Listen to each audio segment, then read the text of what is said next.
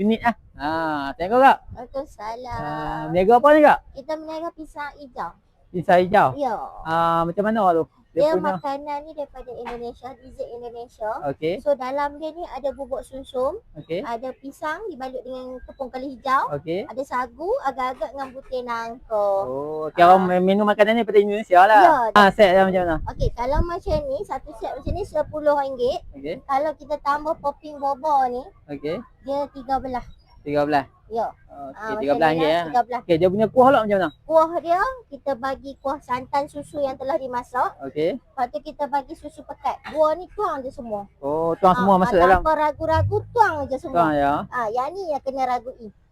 Ni apa? Ayak sirap. Ayak sirap. Ayak gula.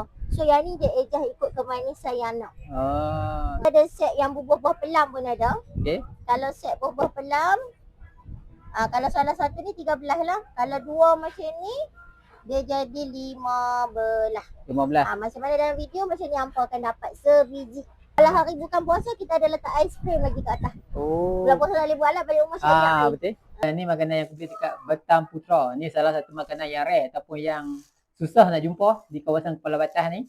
Okey, iaitu pisang hijau. Okey, kalau hampa beli, hampa akan dapat macam ni ya. Pisang hijau. Bahan-bahan yang ada dekat atas ni semua pun masuk siap sekali dalam ni.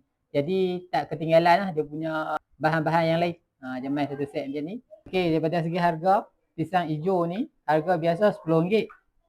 Tapi kalau hampa add on dia punya topin, satu topin hampa add on RM3. Kalau hampa tambah 2 topin jadi RM5. Mana kata dapat diskaun lagi RM1. Jadi RM15. Hampa tuang dia punya ayam susu. Ayam susu ni resepi sendiri. Okey, ikut tekak Melayu. Lepas tu hampa tuang dia punya susu pekat, gula sirap. Okey. Hampa tuang sikit apa rasa. Kalau okey, ngam. Macam aku ni kurang makan manis. Jadi aku tuang sikit-sikit je lah. Kemudian nak lagi padu, hampa tuang dia punya ais. Bila sejuk-sejuk tu, kita rasa tengok. Bismillah.